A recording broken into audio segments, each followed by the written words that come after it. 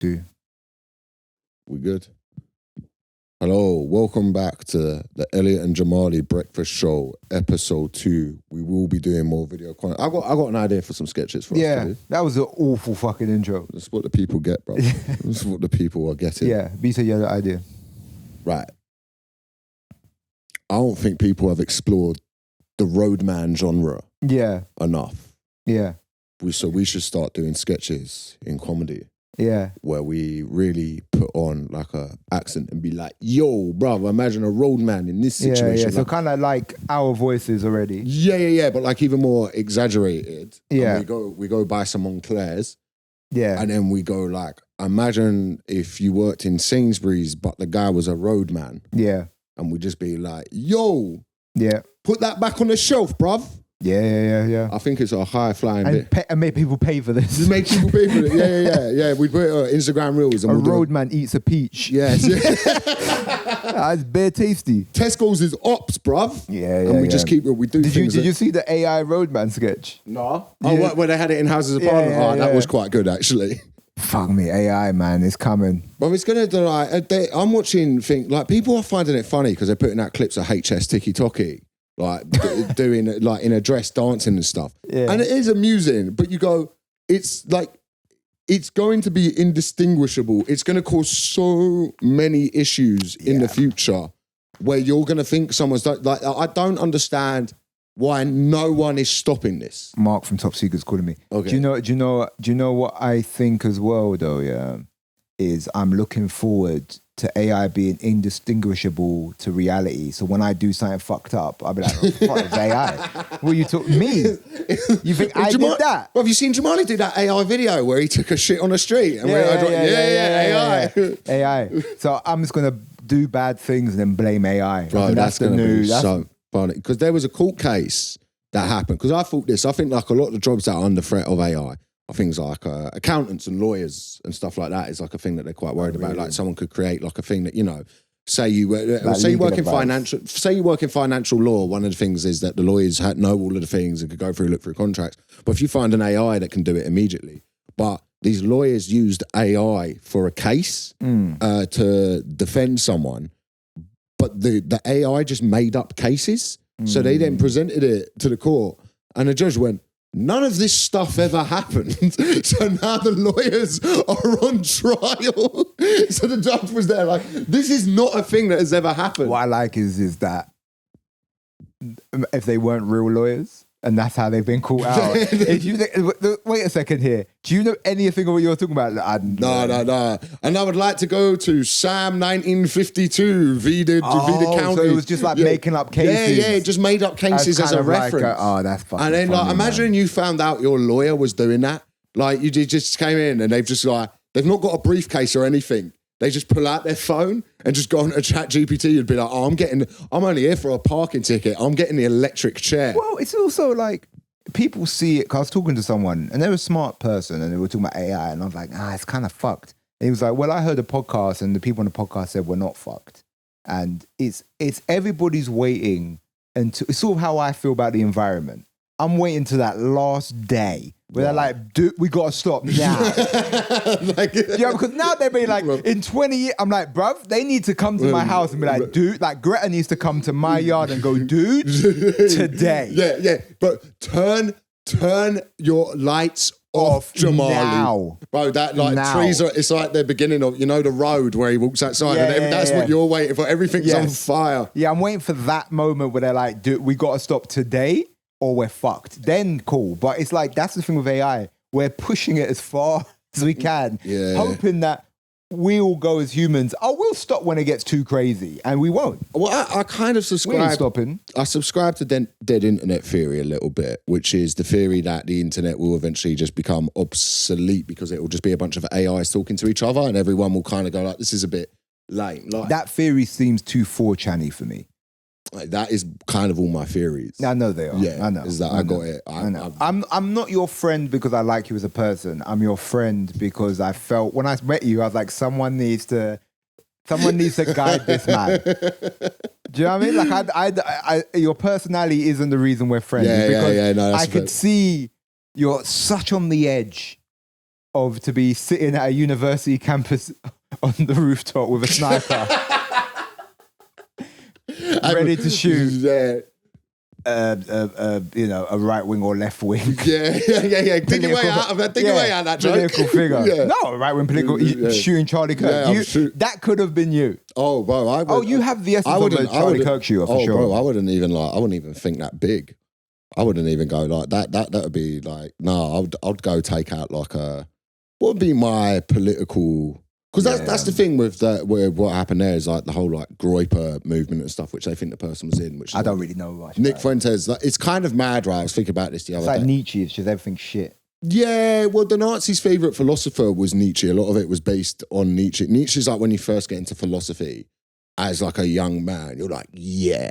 Because he's like, life sucks and it's, and suffering is it all. And you're like, yeah, it's kind of, when you go fully in this emo shit. Yeah, you're smoking a cigarette going, there's no meaning to it all. And then you get a girlfriend and she goes, shut up. And you go, that's a fair point. I haven't considered that. Yeah. But like, all of these sort of weird, disenfranchised, and it is mainly young white men who become disenfranchised. It's like, yeah, your life sucks because you're like 19.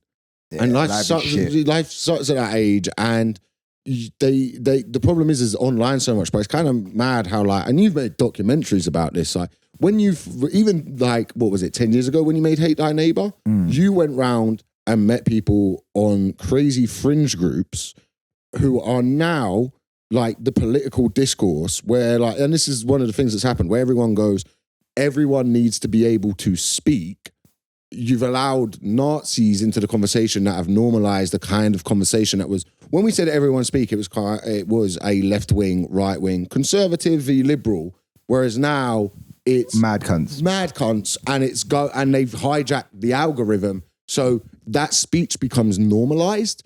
Where I got a reel the other day of Nick Fuentes going, yeah, all these people who aren't American, I'll deport them, and the comments were like, yeah, fair, and you go, This shouldn't be normal rhetoric asking for the deportation. And you know where this language goes, but before anyone starts doing that whole like, oh, you just call everything fascist nowadays. If you know anything about history, you look where the language of these conversation ends up. It's a white supremacist. Do you know the problem is? They know how to edit a clip. They're sick at it. Their fucking editing is so slick. It is good. It's good editing, bro. The left need to learn how to meme. Bruv, we need to learn. Do you know why? Because the left, we used to have MySpace coding. We could code the fuck out from MySpace. And then now, our editing skills are fucking subpar. Bro, we've had all of these people do you know what I mean? Long enough. We've recorded 2 eps and these ain't coming out. Imagine the answer we come up with, like how to solve the world on this, and just I couldn't be bothered to upload it to YouTube. This will stay on our hard drives. Yeah, we're gonna have a viewing party where people come around. We just put this on in the background. Whack this on the background.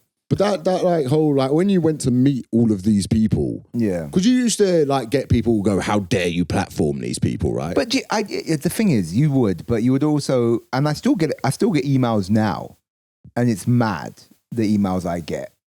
I get mostly emails from angry right wing people, and they're like, yeah, you make films about this, why don't you make a film about Antifa? And you kind of go, brother, if I could get the access, I would.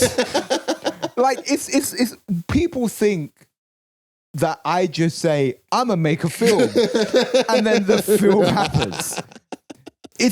They have no concept of how filmmaking is, and they complain about the editing. They always go like, you never put it out, the whole conversation. You go, yeah, because the conversation was 5 hours long. What they want is 5 hours of raw footage, unedited, that they show on the side of Parliament. It's unedited raw footage of the whole interview with Tommy Robinson. And you go, brother, you don't want to watch that. What you want is a nice, slick, edited you want conversation. The match of the day highlights. Yeah, that's coherent. And so, like, a lot of time is a lot of the complaints I get is, why didn't you go talk to this group? And it's like, because the group doesn't consist in the way that you want it to consist in. Like, the Nazis and the KKK I filmed had meetings. Right, yeah. These left-wing terrorist groups that you talk about don't have meetings. They're like flash mobs. Right, yeah. They sort of all come together and they protest. Fair enough. Because the left isn't organised. For whatever reason. But it's not this thing where they have a meeting on a Monday and they fucking burn an effigy. Like, that's a very far-right idea. Do you know what I mean? So it's like, I love the idea that it was a part of the meeting because they want the bit where they're talking about the catering. So they're like, yeah, we're going to burn an effigy of like a Jewish guy. Also, Sarah's in charge of the sandwiches, so give your dietary requirements. Oh, mate, it's fucking crazy. But like, yeah, so it's like this idea. So that's most of the complaints I used to get was sort of like, why don't you make a film about what I want to see? And it's kind of go, yeah, but it doesn't consist in the way you wanted. Or they will say, why don't you ever talk to black groups? And I'm like, I did one on the Black Israelites. And they were like, well, no, I haven't seen it. Okay, sorry, what the fuck you want from me, bro? Like, you haven't seen it. You have to take the time. That's the thing. Well, it wasn't shown directly into my eyes. What was, because you just went and filmed with a group, I don't really know too much about it. Oh, man, you talking about so basically, I was in Edinburgh and I was watching TikTok and there was this group, it was 3 cult members. And they started up this group, and they were living in the forest of Edinburgh, and it was a place called Jedinburgh. Sorry, they're living in the forest of this little town called Jedburgh, and the locals fucking hated it, and they were so mad. And basically, you go in there, and it was kind of like a off fringe show. And you had to like leave a donation and stuff. You have to like bring them biscuits and stuff. They're holding a bucket at the end. If you've enjoyed this cult, put some money in the bucket. So basically, there's 3 of them, and they got little tents, and you got to bring a biscuit, and you got to bring a donation to them. And when we got, you can't phone ahead. You have to just find them and then you can film with them, yeah. And so we got to this little village. And it was so jokes because we're sort of walking around this village and we hear, oh, they all go in this co-op. That's where he goes and uses the Wi-Fi.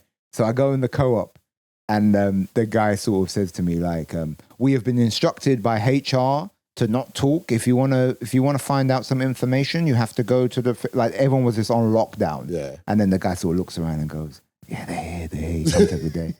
And then he goes, if you want, I was like, wow, how can I find them? He goes, you have to go to like, it's the local paper, but it's also their like community hub. Right, so it is like a bit of investigative journalism. So I had to go investigate this shit. So I went to this community hub, and the lady working there was her first day. So I had to ring the guy who runs it, and he was sort of saying like, "Yo, listen, if you want to come film something, you should have checked in.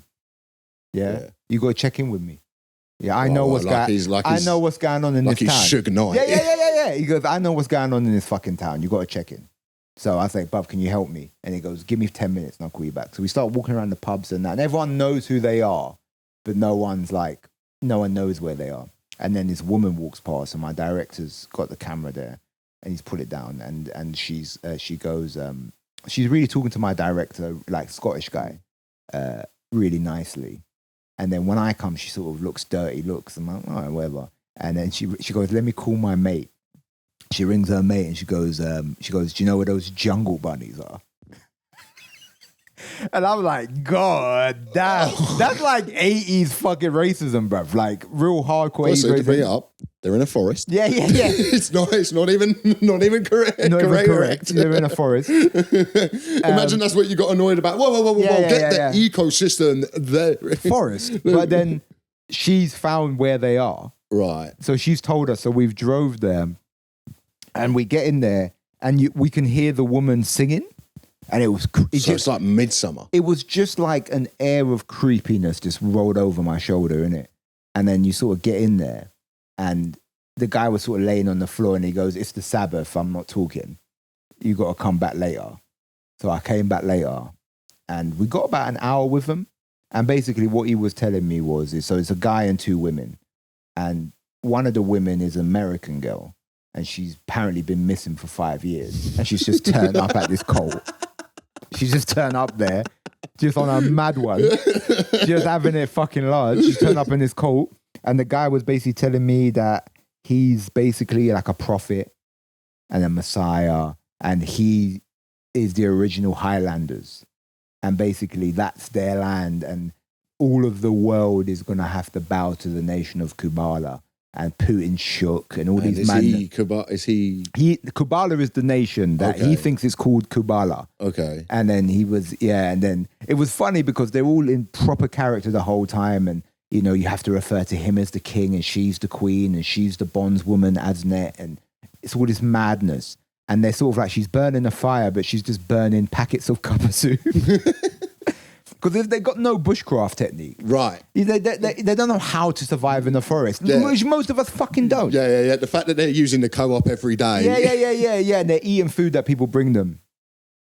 And there were sort of bits where they broke character, little parts. Yeah. Because the whole time the guy's very much in character, and he goes, and if he says something, if he means yes, he'll say very well. And, you know, and then at one point he goes, enough of this. When he buy me a tent,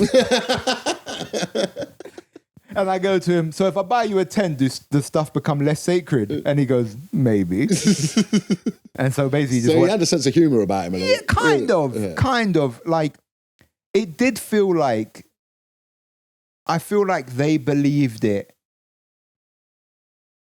In moments, they believed it 100%. Right. And in some moments, they realized they're just sleeping in tents in the middle of the forest, saying he's a prophet, and he didn't believe it. Do you know what I mean? It's like a weird I guess like any religion, like there's things, like if you speak to anyone who's religious, like one of the things like theologically people talk about a lot is like doubt. Like, you know, you're doubting faith, you're doubting this. So I reckon, you know, if you are having...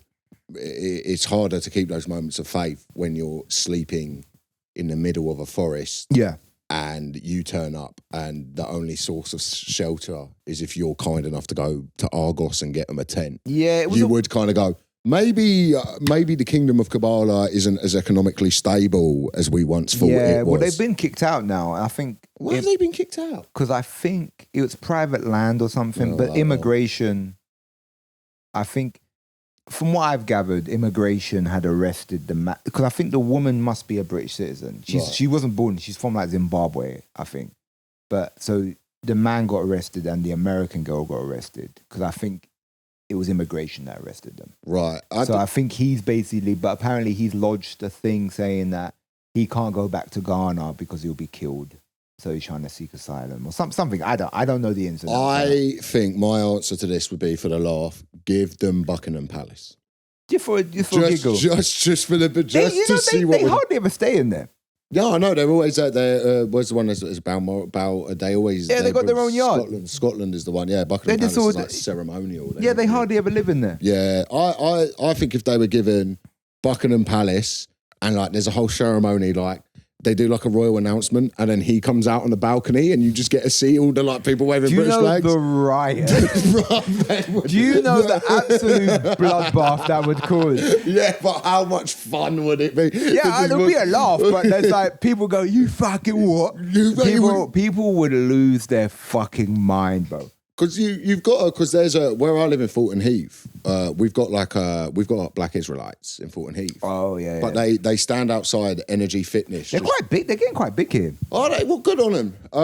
They stand outside Energy Fitness, like handing outside flyers, and I'd always go up and get one of the flyers, and they'd always reluctantly give it to me. Yeah, it's not for you. It's not for me. You're wasting their paper. Oh, 100%. You're wasting their paper. But because there's 12 tribes and you ain't one of them. Yeah. Oh, I know. But I'm like, I'd always go over like, yeah. Can I get one of the pamphlets? And they'd just be like, and the guy would like give it to me, and I'd like get it.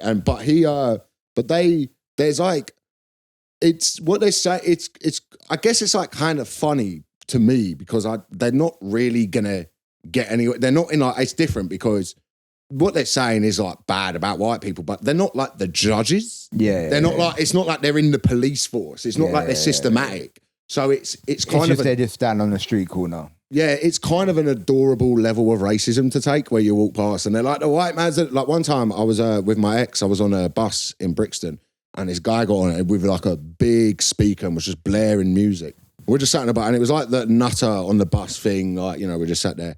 And then there where he sat down, there was like a mum and she was with her son, they were both black, and he turned to her and he went like, young man, this street is paved with the blood of your ancestors. You should be angry. These white people, and me and like my missus are just sat there like head down, like, oh shit. Imagine the revolution starts on the 188 or on like the 333 to Tooting, and we're here, and like the mum was just like looking at the kid like just like lunatic.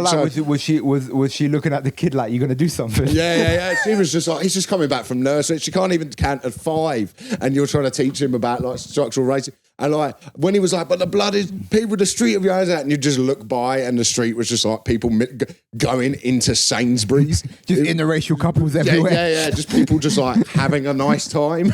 Just an interracial couple that's making him absolutely furious. But he's like Samuel Jackson in that movie. Have you seen Samuel Jackson? In that movie where like... snakes on a plane. No, but instead of snakes, it's white people. No. I've had it with these motherfucking white people on this motherfucking bus. It's just a white woman who can't control her kid.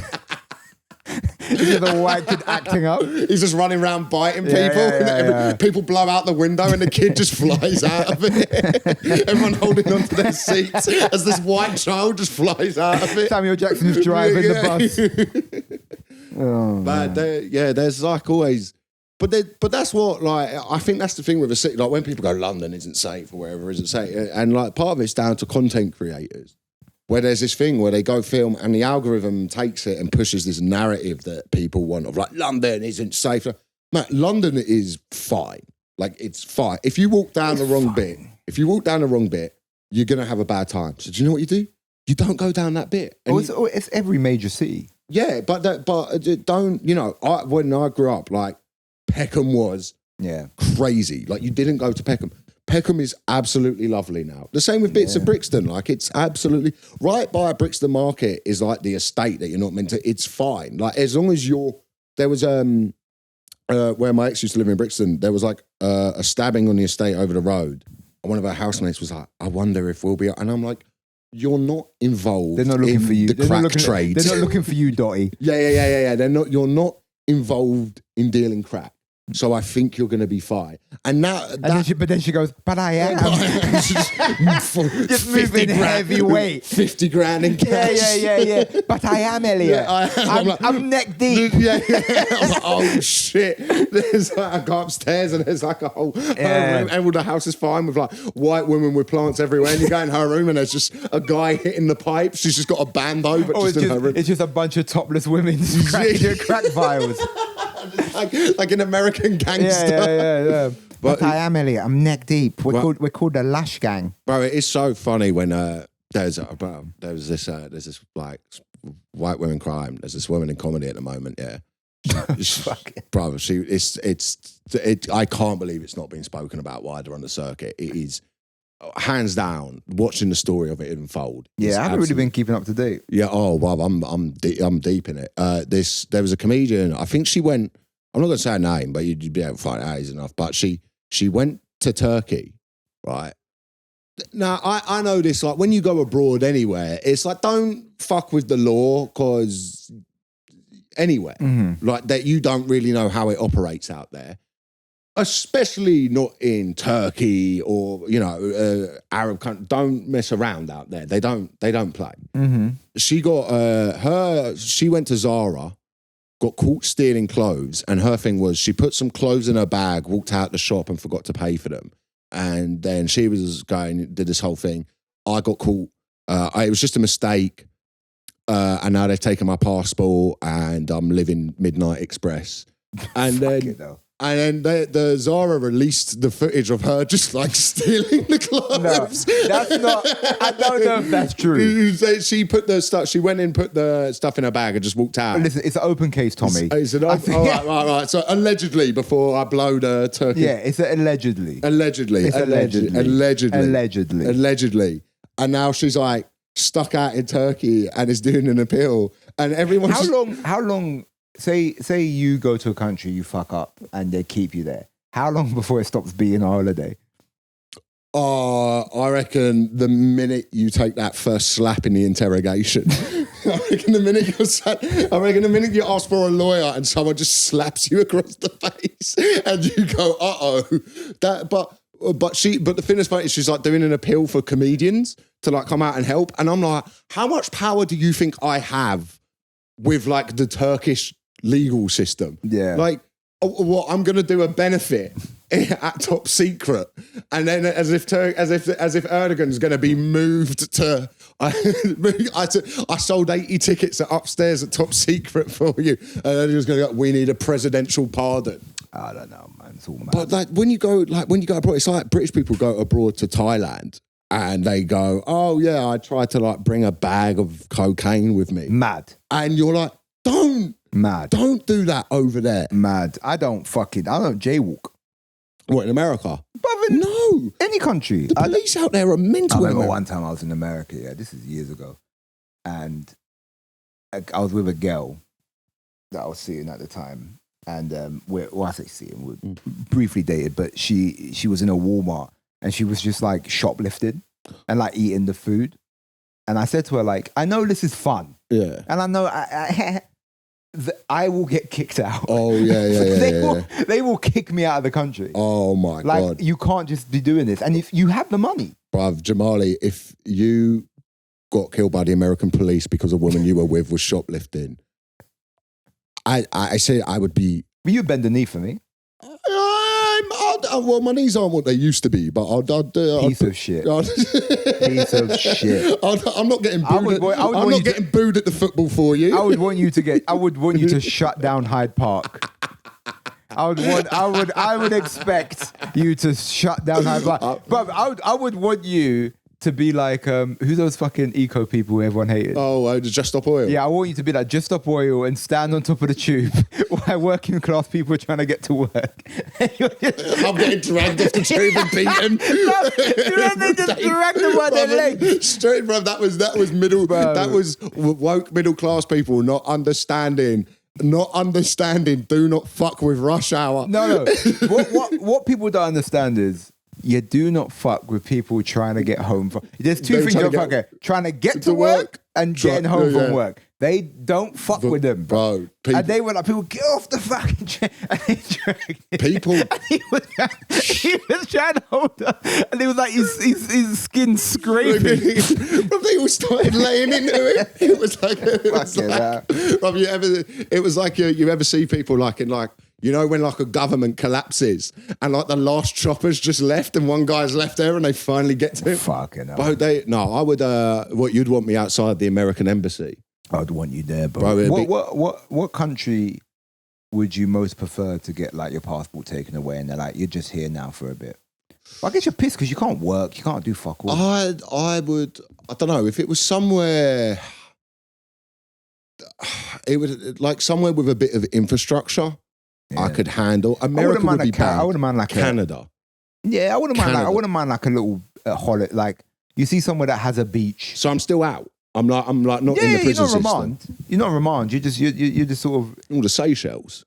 Something like Seychelles. It's too pricey. Yeah, it's a bit. You want somewhere where you can have a little shack. But I'll be making you lot do benefits for me every week because I just want another daiquiri. I'll be doing a video. Elliot, we know you're spending all the money on Dominoes and girls. You're just buying fedora hats. I'm just out there and like, bruv, you're just buying white linen shirts with all the money we're sending you. I keep losing money on Dominoes. You just keep on making TikToks of you doing this. I keep gambling it away in a game of Dominoes. Yeah, you just keep on playing Dominoes. Yeah, I would. Yeah, Seychelles would be quite nice. Imagine they're like, hey, we're able to get you back home. I'm like, no. Have you been Seychelles? No, I've never been Seychelles, but I've seen pictures. It looks all right. Oh, no, I've never even seen a photo. I bet Seychelles legal system's a breeze. I'd represent myself. Yeah, I'll just go out there. I'd give it a go. You just look at the judge and give him a little wink. Hey, come on, lad. I think in my head, I'm going to give some like rousing speech, like I'm in Mississippi burning. Yeah. Or I'm. And then he will bang that gavel and say life.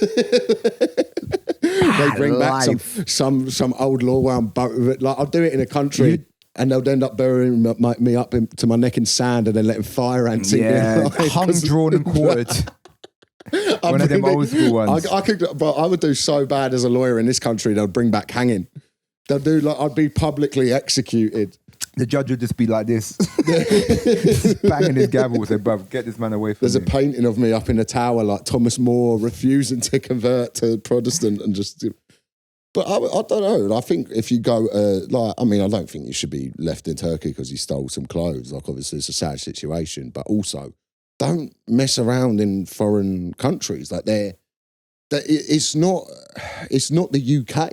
They do, and like the arrogance that you could just, like, it's not arrogance. I guess it's like you've not got anything else. But when it's like comedians, you need to share this story far and wide. It's like, what am I meant to do when am I walk in the park videos?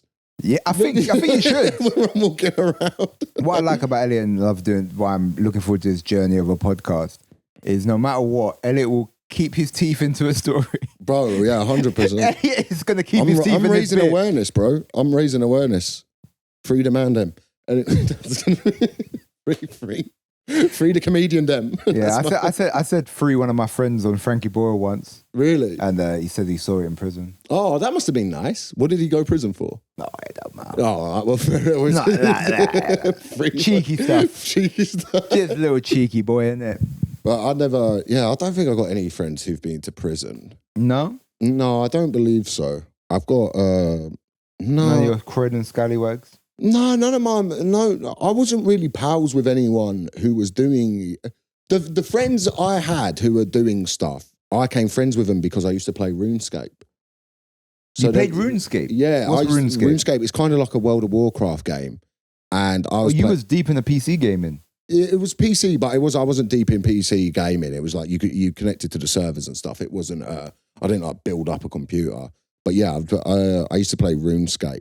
But there was anyone I knew who was kind of a bit of a, not more savoury character, I kind of would just distance myself from it.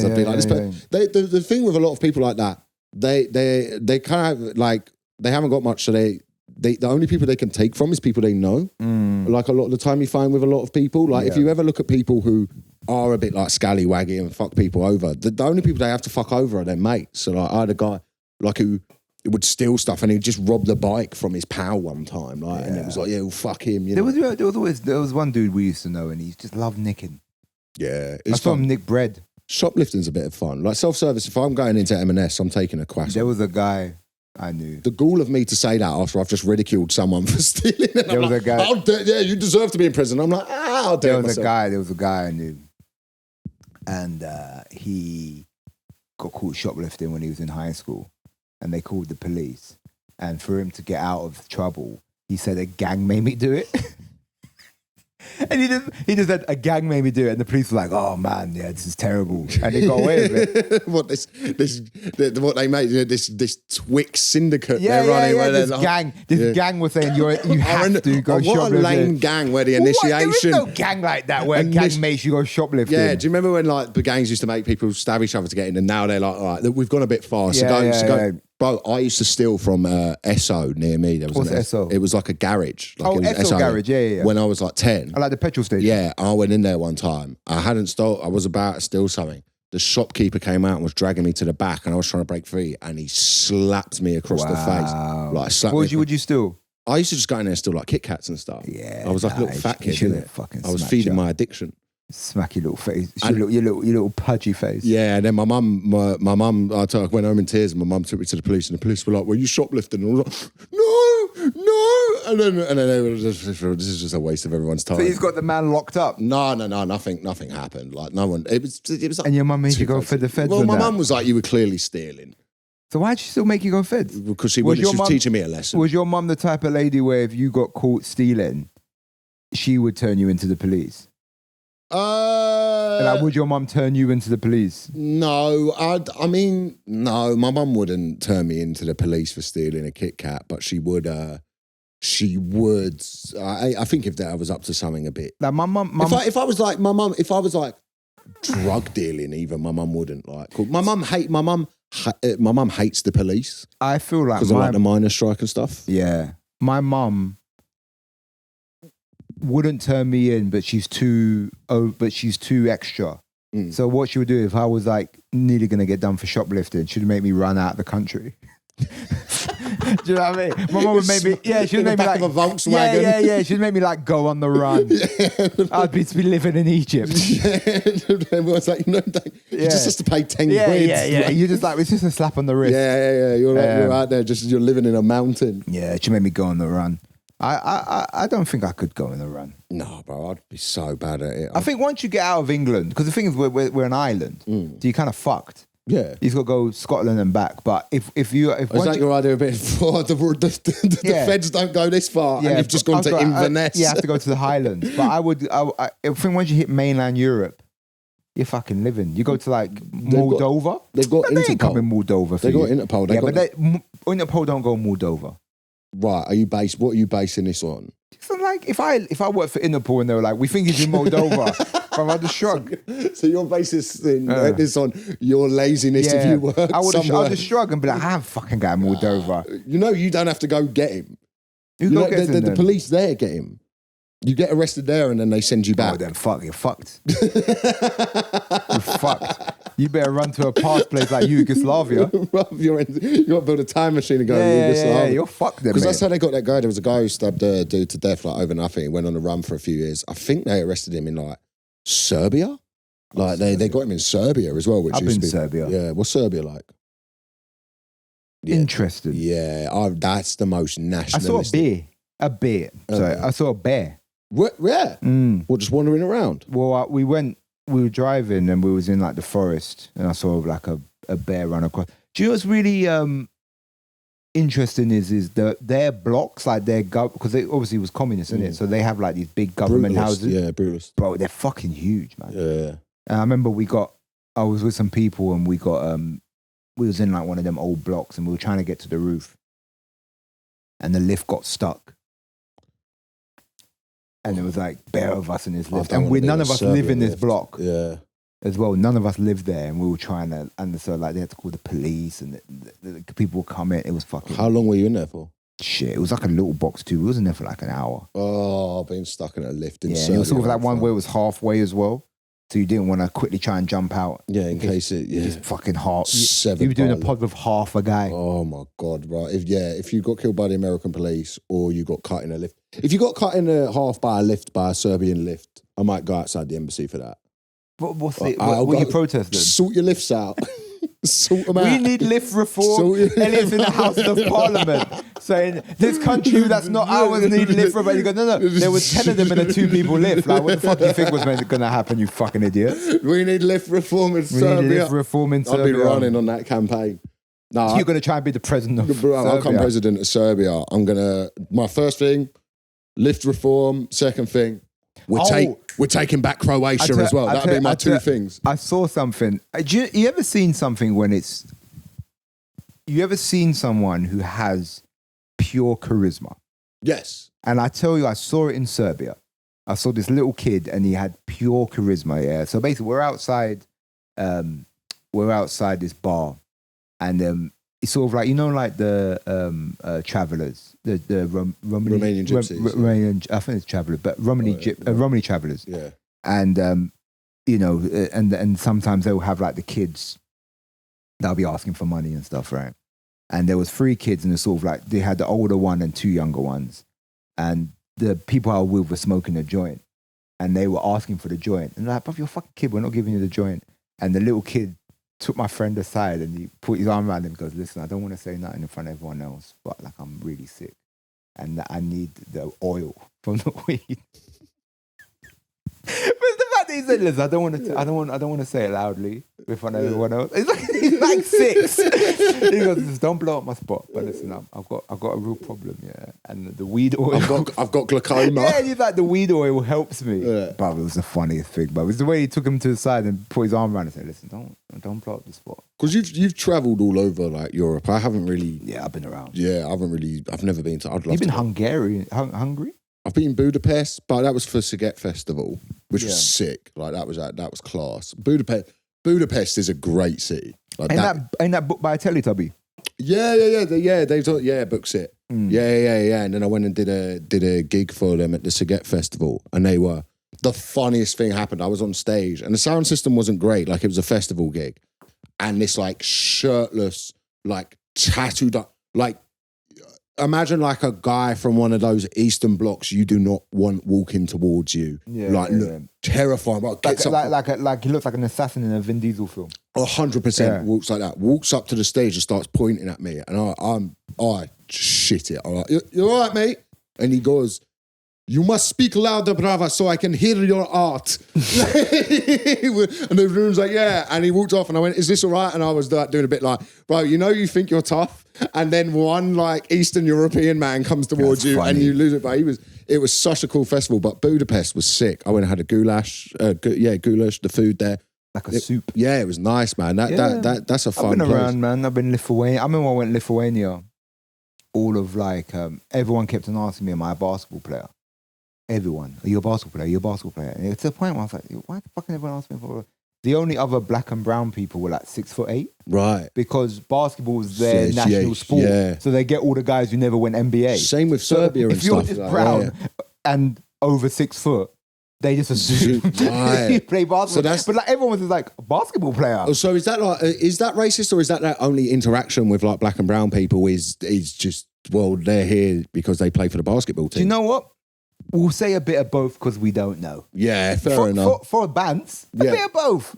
Let's just accuse them of something that they probably haven't done. Bruv, you know you don't want to miss a shot in an Eastern country if you're a black basketball player.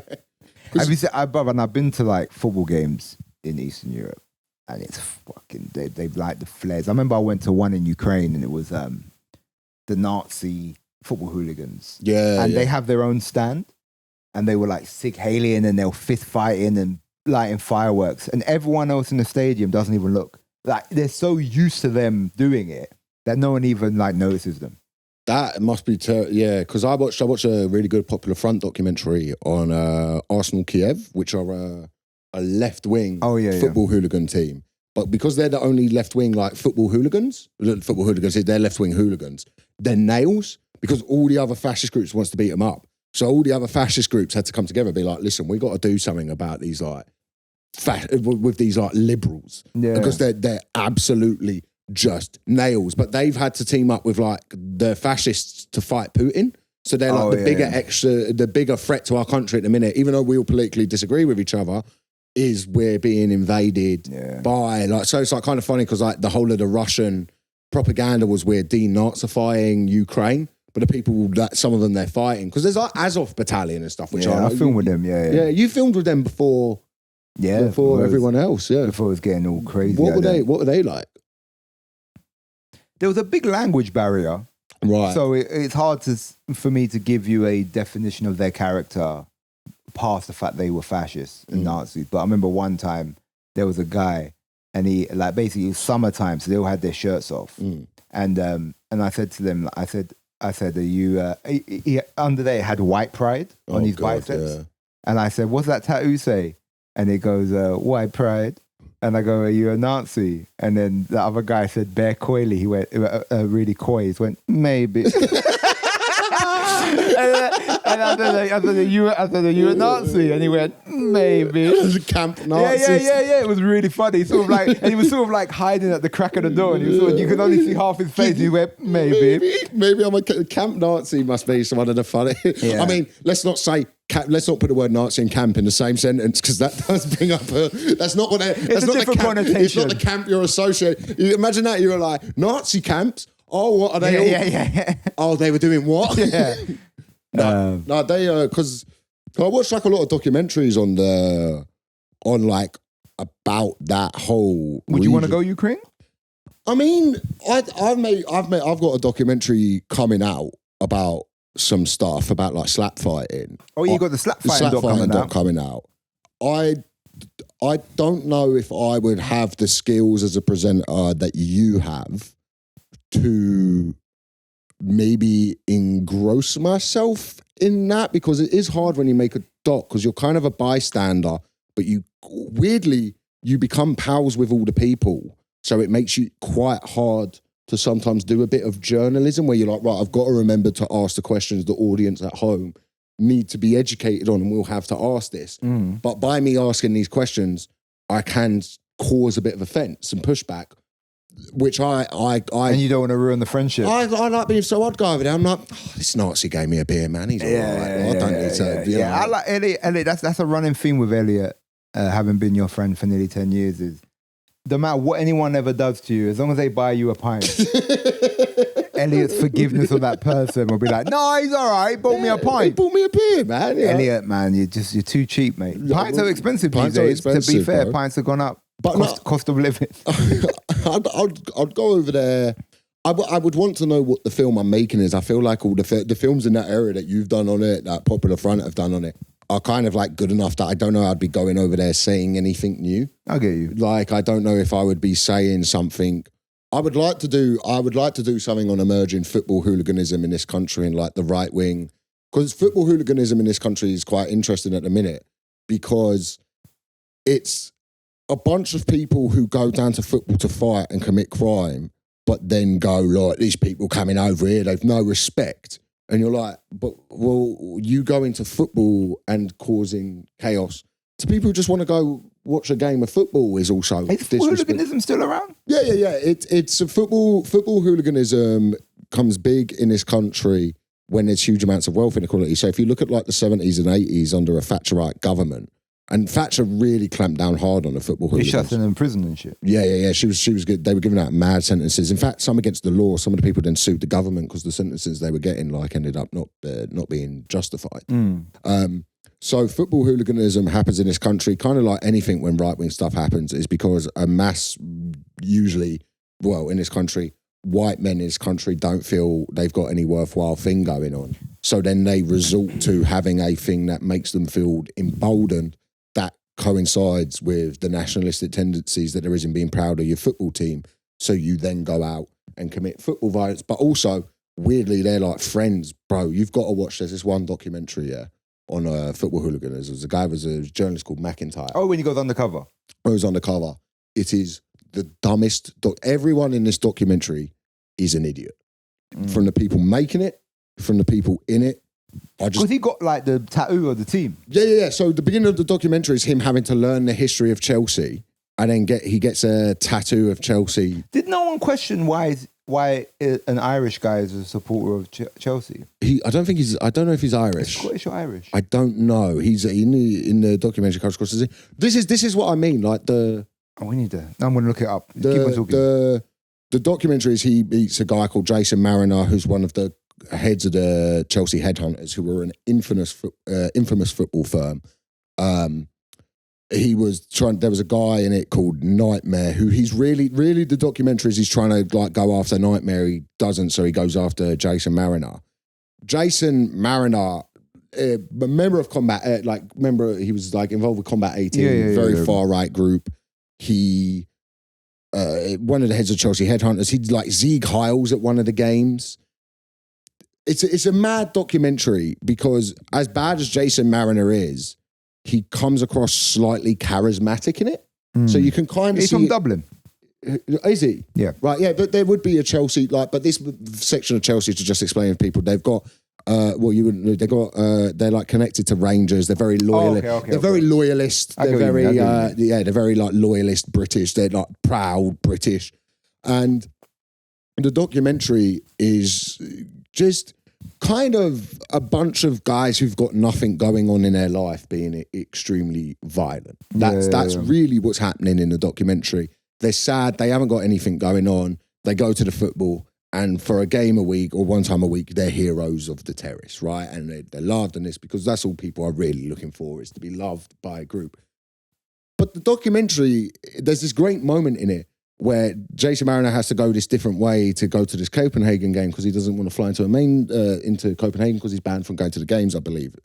So he's like, I've got to be a little bit undercover in that, mate. This guy turns up in a bright white Stone Island reflective coat to the airport after giving a whole... And in the airport, he's like putting his hood up like, they could arrest me at any moment. And you're like, maybe just turn up in like black hoodie. Nah, but you got to have the Stoney on. He's got to have the Stoney on. You got to have the fucking badge, mate. Get the badge in there, so, bro. So the McIntyre guy makes a documentary that's so badly made as investigative journalism, I would say, because he doesn't... he just reveals that these guys are nasty.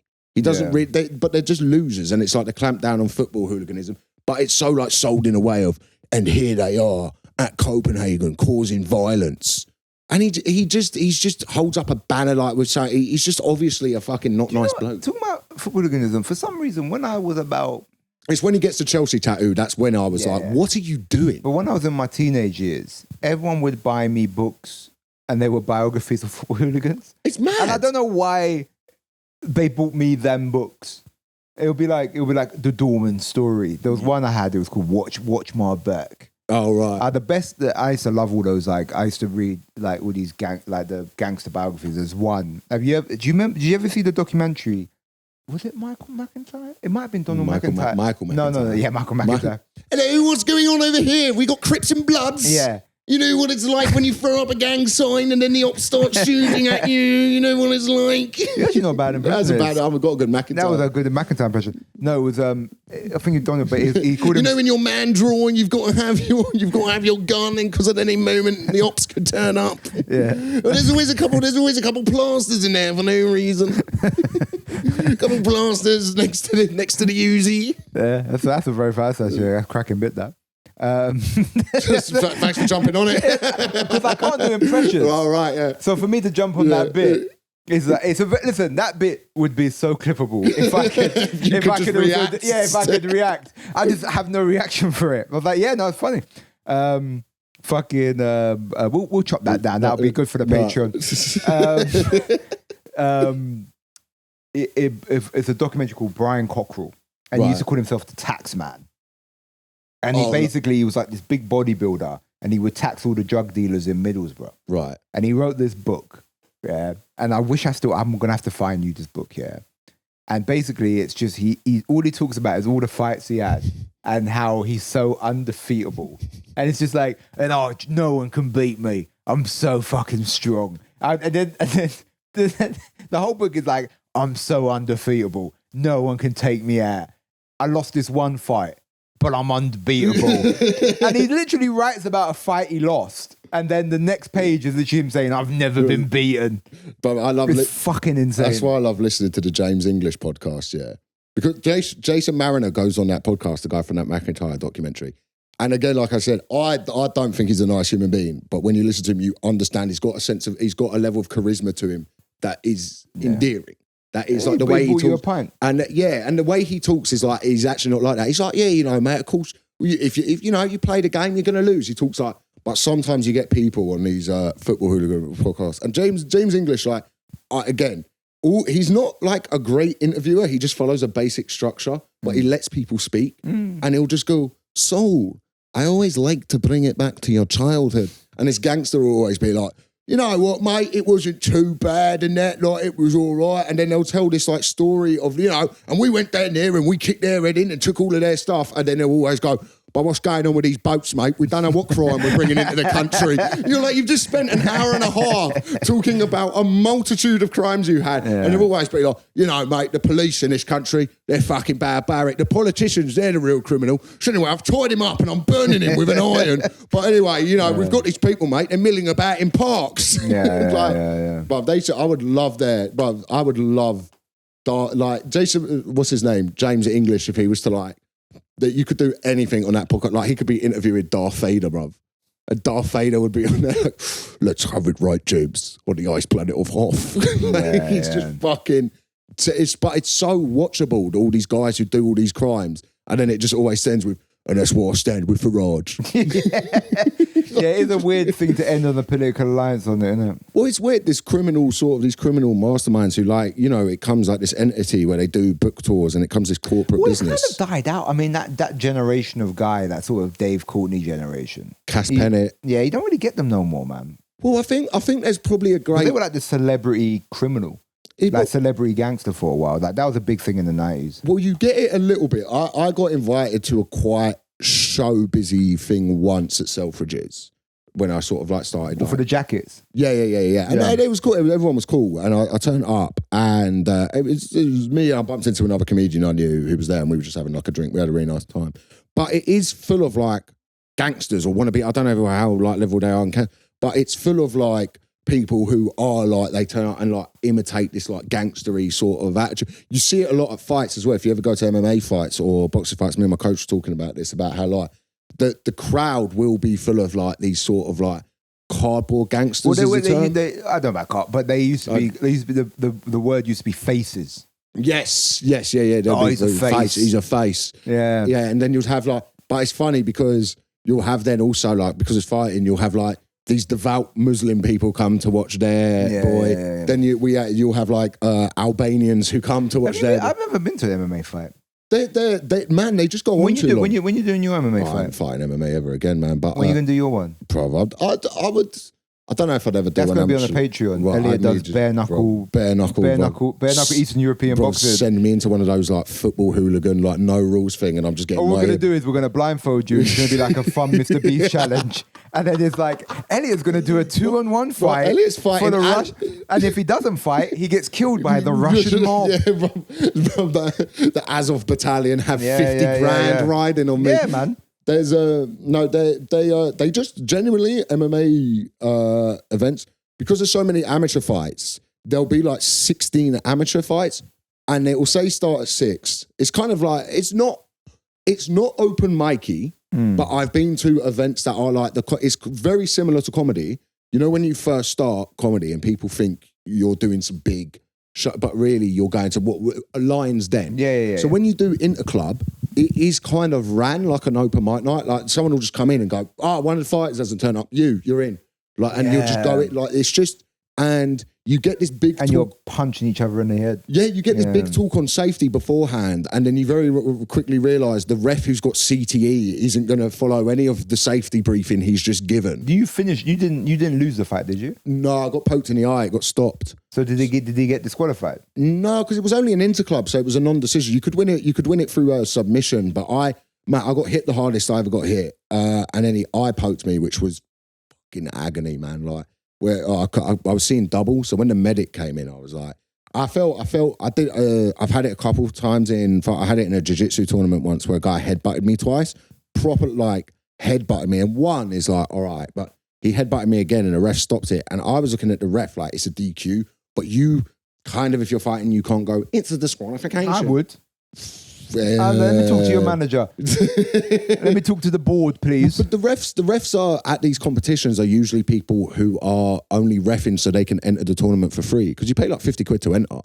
Like, you paid it now? Yeah. It's like jiu-jitsu tournaments for like the most part is kind of pay to play. Like, because obviously you got to run the event. There's like a lot you've got to pay for. Of course. But so when people, sometimes you'll get people, like it's so funny jiu-jitsu, man, because you'll get people who like win their tournament or something, and so the way it works is like 20 to 29 is the adult bracket, so like 29 to 35 is Masters 1, then there's like 35 to 40 Masters 2, so you'll get someone who turns up, wins their like white belt bracket, and then starts posting pictures of like the lion doesn't concern himself with it, and you're like, bro, you just went down there. It's not. Yeah, that's what I would do. Yeah, bro, I've never won one, but that's what I would do. I would have one of like just me sitting, and I'd be like, your best work is in solitude.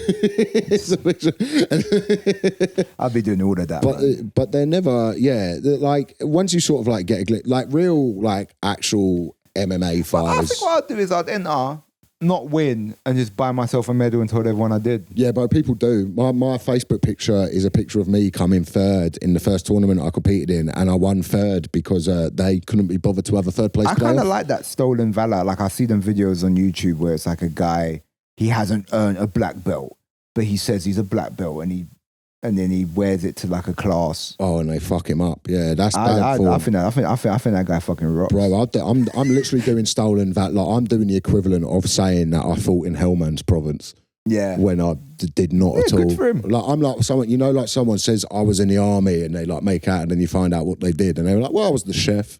And you're like, well, you weren't. Like, no, we technically still the you're army. In the army, but I thought you were like jobs in the army. I thought you were in Black Hawk. I thought you were in Black Hawk Down from the way you were talking, and then you were like, no, I just had to make loads of scrambled eggs. That breakfast service was crazy. Bro, I was feeding the army. Like if Al Qaeda got me, they got the infrastructure. That was. I remember when I was young. I was like 16. I was like, I'm gonna join the army. Oh yeah. And then my mum found the recruitment papers and threw them away. you would be. I'd be fucking dog shit in the army, innit? Bro, you would just smoke all the cigarettes, brother, and then you'd get captured by the Taliban, and then you'd be like, I beg you let me, man, join. Oh, no, but I'll be giving up all bare information. They haven't even started the torture. They haven't even started torture. They've literally just got me and they're like, dude, we ain't even started yet. And I'm like, no, it's there. What? It's there. No, I'll show you. You walk them into the base. Yeah. I'll walk in with them and that, bro. But, I'll be doing this. Yeah, just pointing on the map exactly where everyone... Nah, lads, I'm with you, lads. Yeah, for sure. No, I would. We 45? Yeah. Oh, wait, are we done an hour? Oh, fuck. Swear. I'll do, yeah. We're ending on the Taliban bit. Yeah, we ended on the Taliban bit. Brother. Oh. Great. This has been a lot of fun. Like, subscribe, share, and Patreon. We've got exclusive. Buy tickets to my tour. Link on the thing. Oh yeah, Elliot's on tour. Elliot's on tour. Leicester Square sold out. It's sold out. Yeah, Leicester Square sold out time. And there might be a little treat for the breakfast show fans on Elliot's Leicester Square show. Might be a little treat for you there. Yeah. And what is the treat? I'm not telling. Let's not tell them. Yeah. You know. Could have just let it be a nice surprise. Yeah, but they don't know. I just said it's a treat. Yeah, they wouldn't have known the treat is. They don't know what the treat is. Let's just say maybe someone might be popping down. Jason Mariner is opening for. Yeah, Jason Mariner's opening. I've got to imagine I brought out Jason Mariner. That would be a good... Well, we should get him on the podcast. We should just turn this into a documentary, a podcast where we just bring on like very far right people, then just have a laugh with them. Yeah. Just really add to the... Yeah, that's what we should do. that's what we should do. Yeah, that's a great idea, mate. We're just bringing on the far right. Great idea, man. My dad's interviewing Corbyn on his podcast, and we've got like Tommy Robinson, and we're like... Did your dad get Corbyn? Well, my dad had Corbyn on his podcast, and Zach Polanski. Oh, shit. Make sure you watch that too. Yeah. This has been, Breakfast show.